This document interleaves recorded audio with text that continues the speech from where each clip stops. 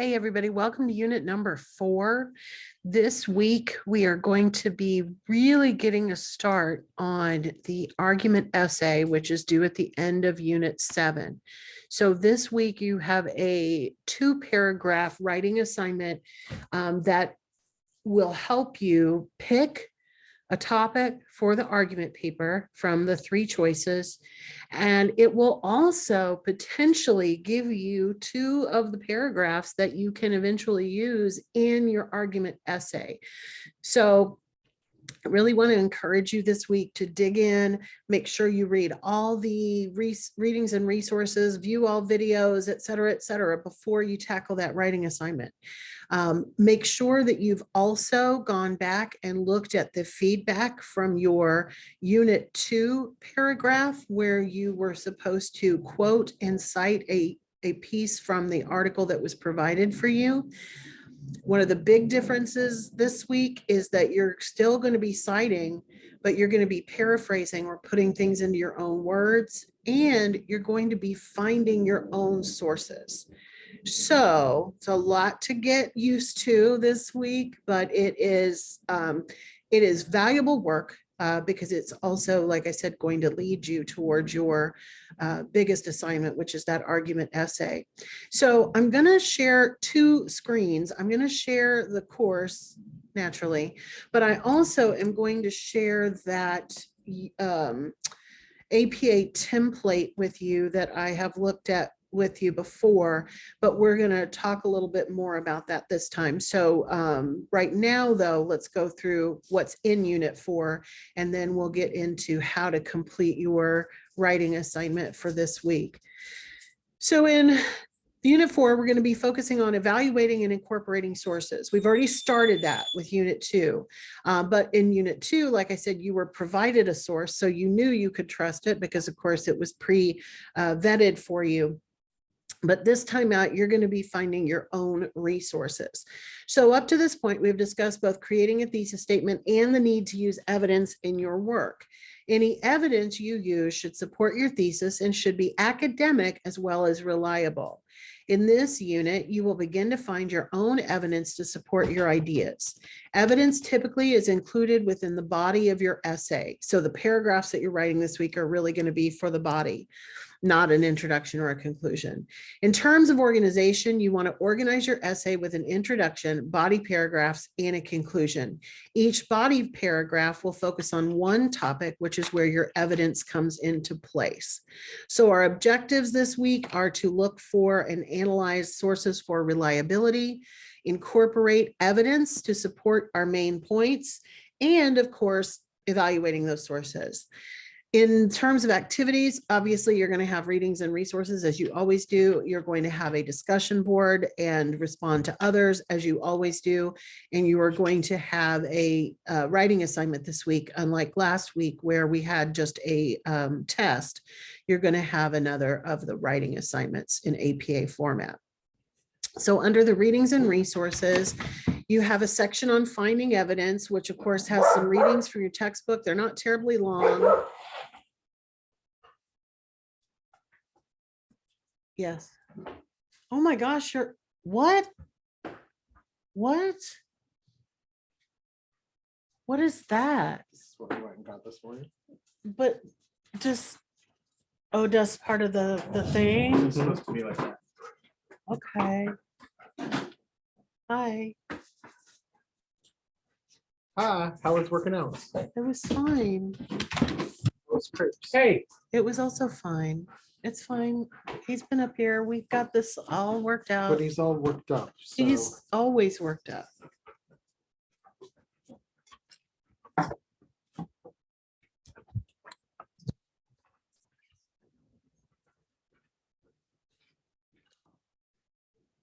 Crazy puppies. I know. Where he's working? Yes, I'm doing a video. Okay. Well, come on. Stop on. Let's go. Come on. Are you coming or going? Okay, stay up there with your mom.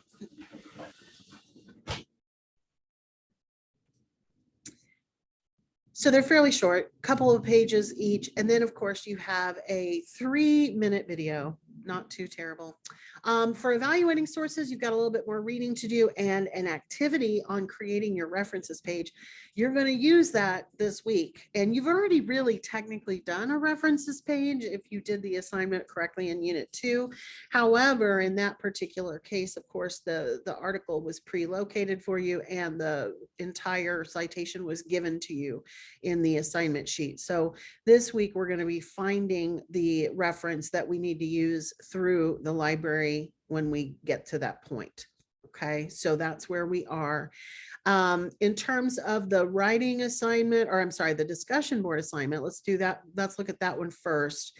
This week, we are focusing on pros and cons, which of course is also going to help us get into the argument. But on the discussion board side, we're doing something a little less serious and a little bit more fun.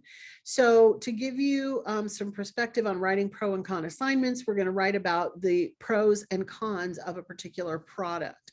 Now, the ones that they list here, non-waterproof mascara, an SUV, organic food, scented candles, or black flavored licorice. You can feel free to pick one of those, but you can also pick a different product if you want to.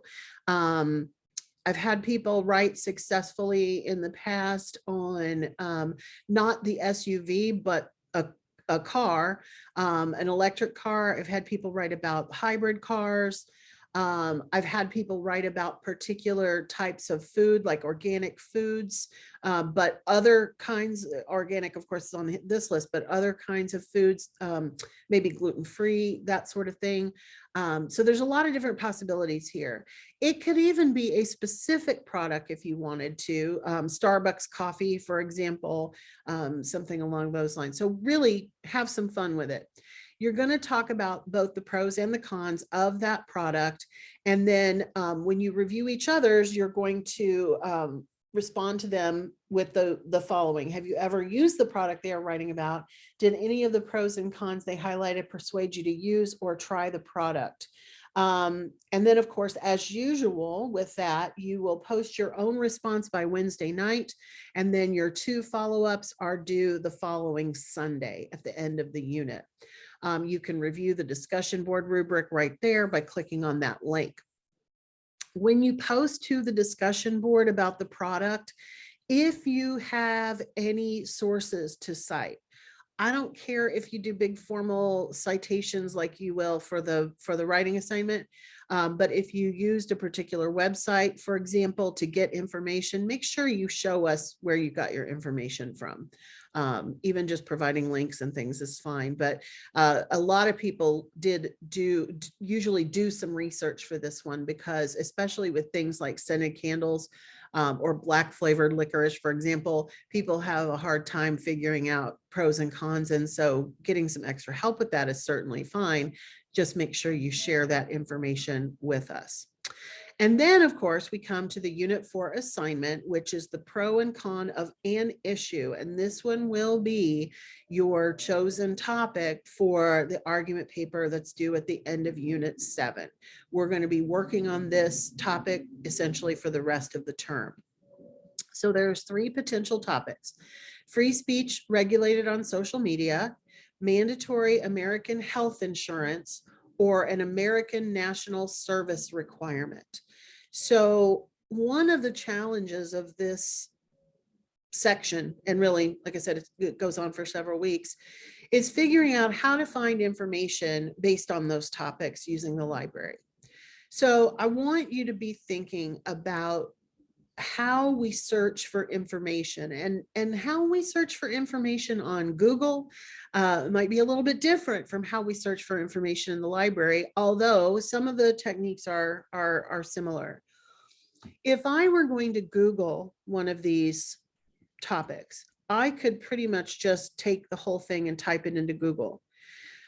With library sources, that usually is not going to get us where we need to go. So with library searches, we oftentimes have to play around a little bit with the search terms. So for example, free speech regulated on social media, I would probably type in free speech and social media. I wouldn't put regulated in there. And I would get articles that are pro-regulation and anti-regulation if I were to do that. Mandatory American health insurance. You can play around with the word mandatory. You could also use required. You could also use provided. There are a lot of different things that you would say. I would not always use the term American health insurance either. I would probably put health insurance and United States, health insurance and America. You can combine those terms in various ways. Same thing with the idea of an American national service requirement. Most people immediately go to military service, but keep in mind that a national service requirement doesn't have to be military service. There are a lot of countries that do require military service of citizens turning 18. Obviously, the United States is not one of those. It is not a requirement, but should it be? Of course, that's kind of what we're exploring. But keep in mind, again, that it's not necessarily just meaning military service. It could be a variety of different service type fields to fulfill if we did adopt a national service requirement. So I would use the term service requirement or national service requirement, but I would not necessarily put all the words in that order every time I searched for it. As usual, you have an elaborate assignment sheet that gives you all of the requirements in depth. This is the most important sheet and you need to read it yourself and use it. Personally, I would probably print this out. You do not have to, of course. You can save it on your computer. There's a lot of things you can do with it, but this has got all of the reminders that you need. So for those of you who maybe struggled a little in Unit 2 or maybe missed a major component of the assignment, this is what you need to rely on. So as it says, you're going to write 2 paragraphs. The first paragraph will be in support of your issue. The second paragraph will be against it. So in the free speech regulated on social media, it kind of depends on your own perspective. If you believe that it should be regulated, then your pro would be that yes, free speech should be regulated on social media. But if you are on the opposite side already and you don't think free speech should be regulated on social media, then your pro is actually the con. You just have to cover both sides. Okay, so keep that in mind as you are going through those.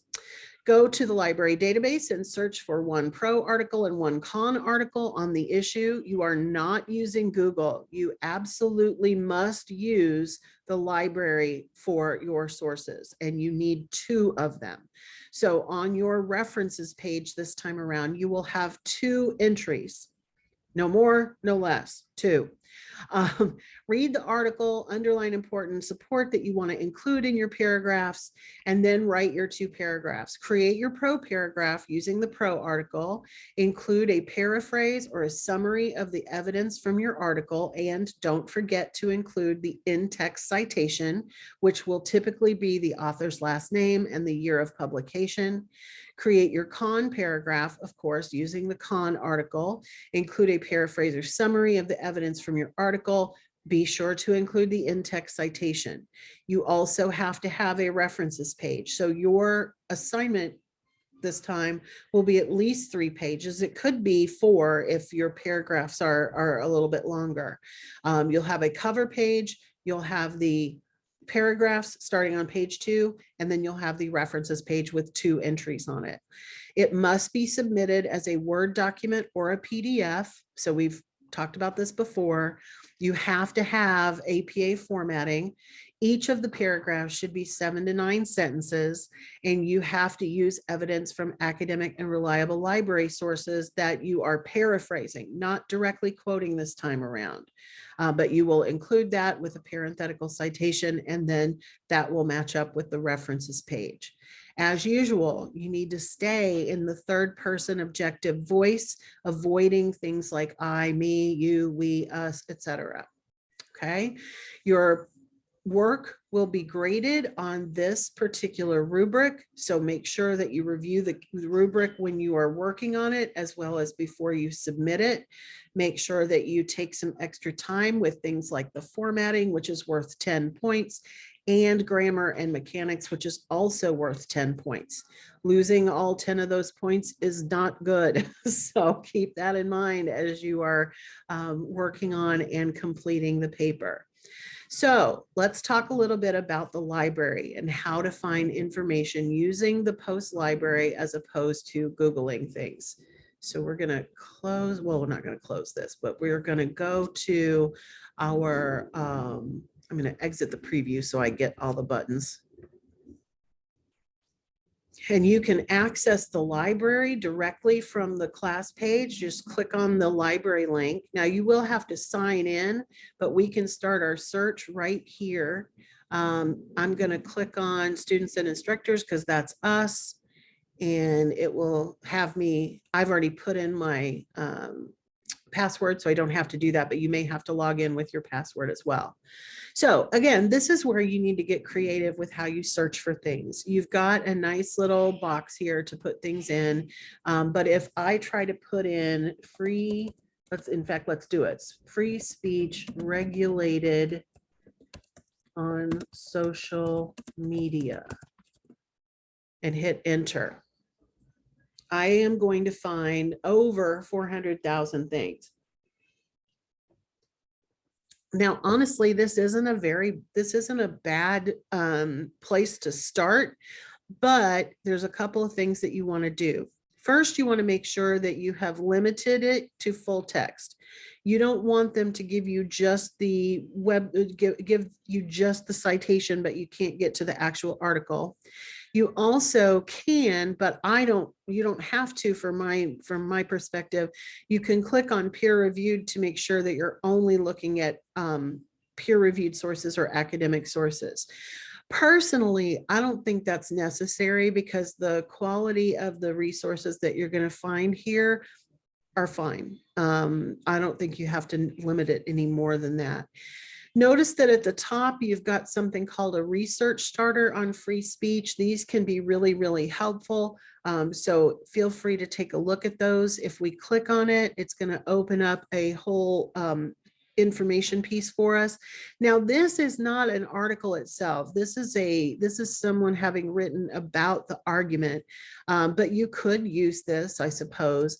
In order to find the citation for this source, we just go over here to the right-hand side, and you'll notice there is a button that says Cite.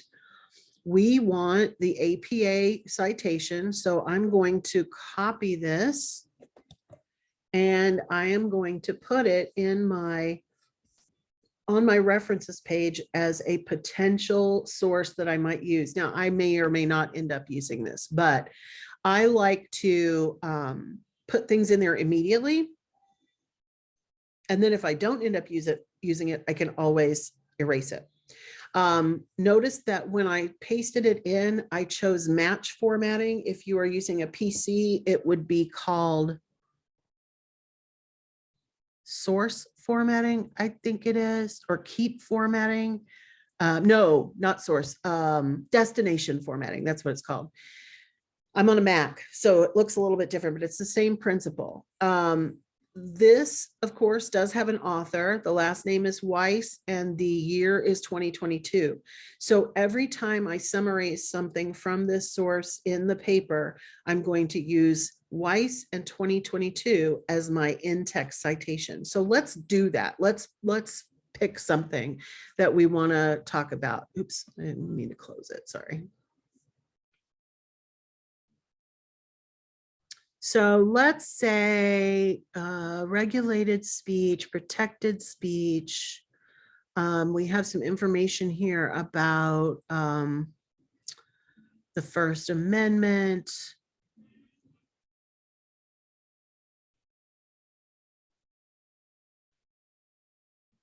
Okay, so let's talk about unprotected speech, because one of the big arguments that people have is, well, we have freedom of speech in the United States.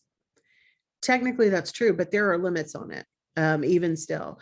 Plus, you also want to consider the fact that not all social media companies are housed in America. But anyway, so let's see if we can get some information here from the unprotected speech thing.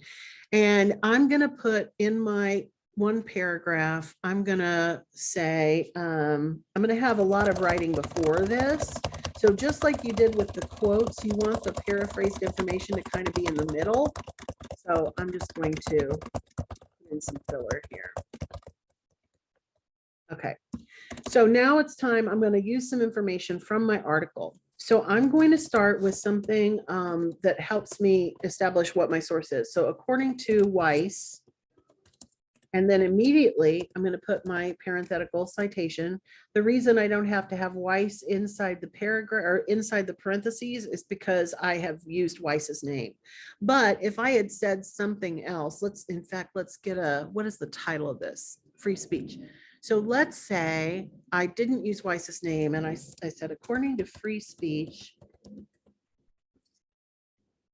now I'm going to put Weiss in the parentheses and 2022. And you don't want to do it the same way every single time. You don't want to always start the sentence with according to. You want to vary it. But let's say, okay, let's use this. So according to Weiss, according to free speech, Weiss 2022, not all speech is protected. I can't type today, even in the United States. And I noticed that one of the examples Weiss gave was child pornography. For example, even the Constitution does not allow people to share child pornography online.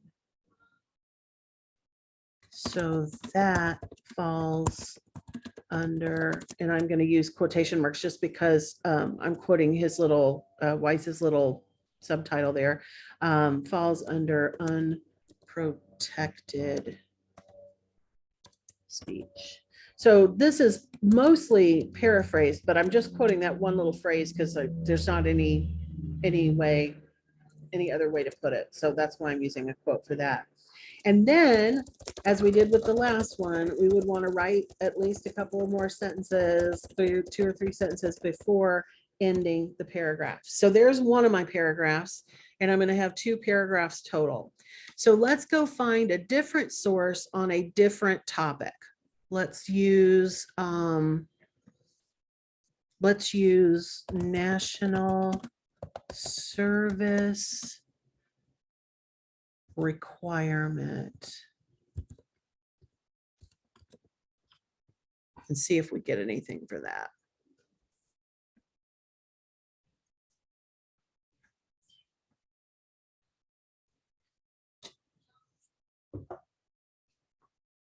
Okay, so we get 5 million articles just with national service requirement, and I've already clicked the box for full text.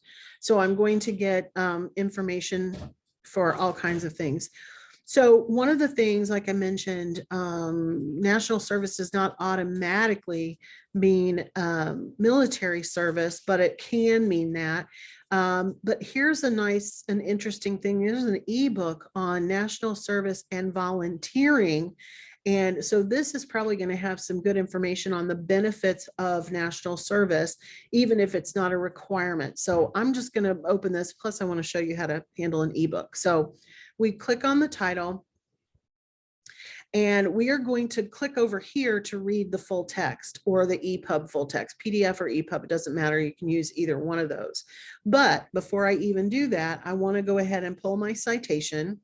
So I'm going to scroll down to the APA. Now, I will tell you right away, this one has an error in it, but I'm going to go ahead and copy it the way it is and bring it over here. And I'm going to put it in my list. Oh, except it also didn't have the hanging indent turned on. So I want a hanging indent. So I'm using the ruler.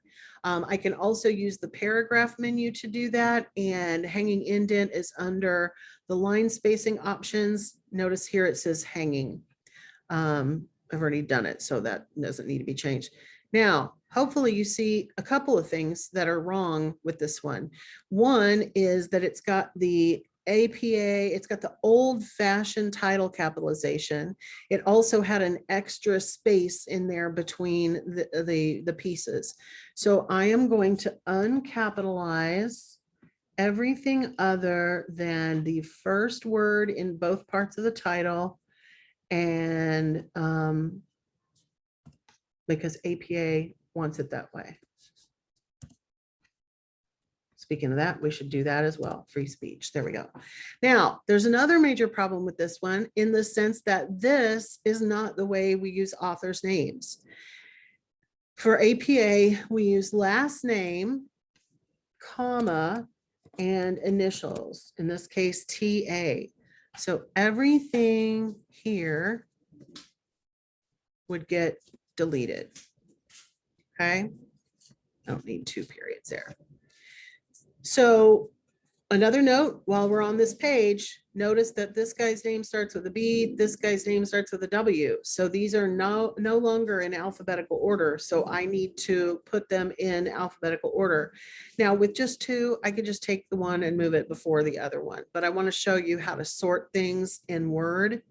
So we're going to highlight the whole list, and here is the button, A to Z, sorting, and you just click OK, and notice it put it in alphabetical order for us. That's it. Now, when I cite something from the Breyer source, I will be using Breyer and 2014 in my information. So I'm going to open the EPUB full text. It doesn't really matter which one you use.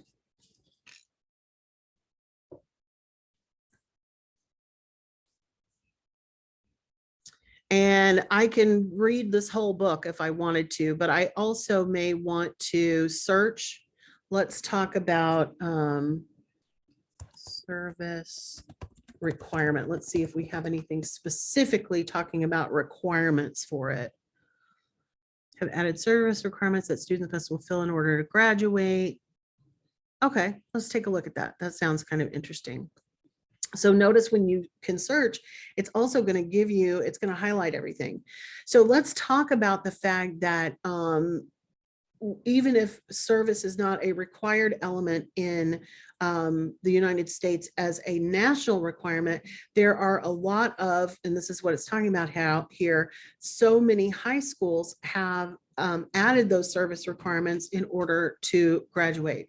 So let's make my paragraph up here. Let's include that piece of information. So let's put my few sentences.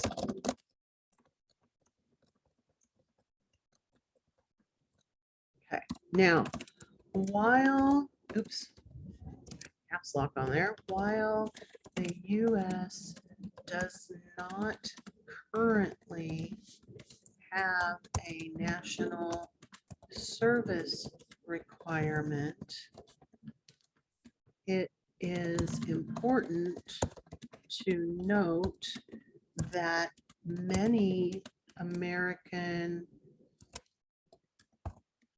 high schools require some form of community service for students prior to graduation. And then we would put Breyer 2014. Now, one of the things that's interesting here is because this is an ebook, we not only have the year, but we also can tell what page this is from. Let's see, it's got to be marked on here somewhere.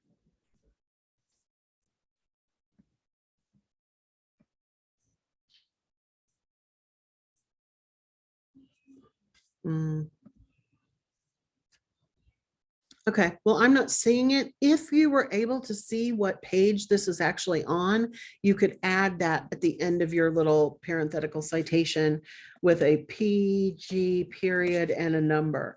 We don't have it, so we don't have to have it. And there we go. Okay, so then we would, of course, like I said, follow up. Oops. And then we would be done. Okay, so this is what you're aiming for. Not having direct quotations, but still including pieces of information from your source and offering the citation. So that is how you use the library to search. If you need help using the library, there are, here's the best place to go for that on the library's main page. Notice it says ask us. Now, right now, the chat is not online because it's Sunday, not even noon yet. But you can still ask a question here. So keep that in mind if you have trouble finding resources. Most of the time, if you have trouble finding resources, it's literally just because you're not using the right search terms. So really fiddle around with how you conduct those searches. And when you are all done, you will submit this just like you did your writing assignments for Unit 1 and Unit 2. Of course, you will fix all this on the cover page. This will need to be real. Let's call this the pro-con assignment. We would have our student name, Bob Jones. We could have English or your major, it doesn't matter. At Post University, we are in ENG110, college writing. Your instructor's name is Jackie Pierce. And the due date for this assignment is a week from today, so April 3rd.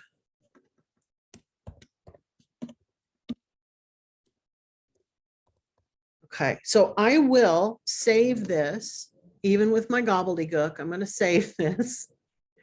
And I am going to, I will call this Unit 4 template, because you can essentially use this as your Word document template. So I will send this out by email so that you should be able to open it. I think when I sent it as part of an announcement, it was tricky. It didn't let you do it, but I will send it to everybody by email. So if you have any questions this week, don't forget, reach out. I'm here. Otherwise, I will look forward to seeing a bunch of pro-cons this week. It'll be an exciting time. So everybody take care. Have a great week 4. And please do not hesitate to ask if you need some extra help.